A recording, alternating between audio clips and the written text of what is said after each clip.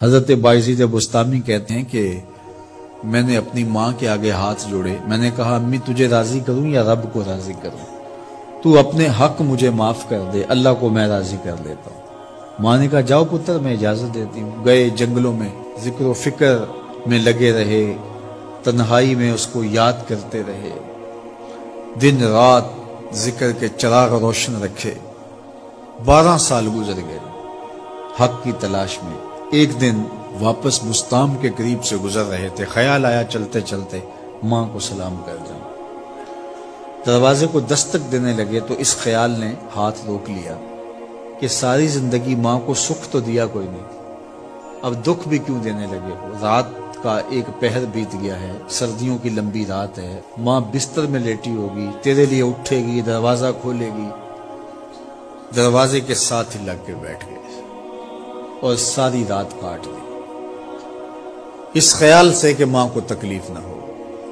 جب سحری کا وقت ہوا تو اندر سے جو نالی آتی تھی اس نالی سے پانی آیا، سمجھ گئے میری ماں تہجد کے لیے اٹھی ہے اور وضو کا پانی ہے، تو فوراً دروازے پہ دستک دی۔ اندر سے آواز آئی بیٹا باعزید میں ابھی آئی۔ مائیں بیٹوں کے دستک کے انداز سے جان لیتی ہیں یہ کس بیٹے کے ہاتھوں کا لمس ہے۔ 12 سال کے بعد آئے، دستک دی، کہا بیٹا باعزید میں ابھی آئی۔ ماں کی تو نگاہیں ہی دروازے پہ رہتی ہیں۔ اللہ اکبر۔ کہتے ہیں کہ ماں نے دروازہ کھولا، 12 سال جنگلوں کی خاک چھانتے بیت گئی تھی، پراگندہ صورت، بکھرے ہوئے بال، پھٹے ہوئے کپڑے۔ میری ماں کی جب نگاہ میرے پہ پڑی تو اس کی چشمان سے موٹے موٹے آنسو ٹپکنے لگے، اور اس نے ایسے ہاتھ پھیلا کے کہا مالک میرا بیٹا باعزید تیری طلب میں نکلا تھا، تو نے ابھی تک اسے اپنا قرب نہیں دیا؟ حضرت باعزید بستامی کہتے ہیں 12 سال کی ریاستوں سے جو کچھ نہیں ملا تھا ماں کے اٹھے ہوئے ہاتھوں سے مل گیا۔ میں نے کہا مالک میں تجھے کہاں ڈھونڈ رہا ہوں، تو کہاں موجود ہے؟ تو ماں باپ کی رضا اللہ کی رضا کا دروازہ کھولتی ہے۔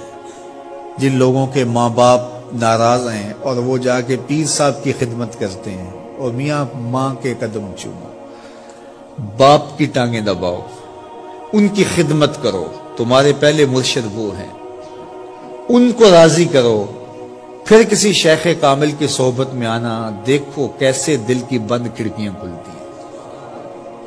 ایک مرشد تو ناراض کر آئے اور دوسرے مرشد سے تمہیں کیا ملے گا؟ تو راستہ یہیں سے کھلے گا۔ والدین کو کبھی ناراض نہ کرو، والدین کو کبھی دکھ نہ دو، والدین کو کبھی تکلیف نہ پہنچاؤ۔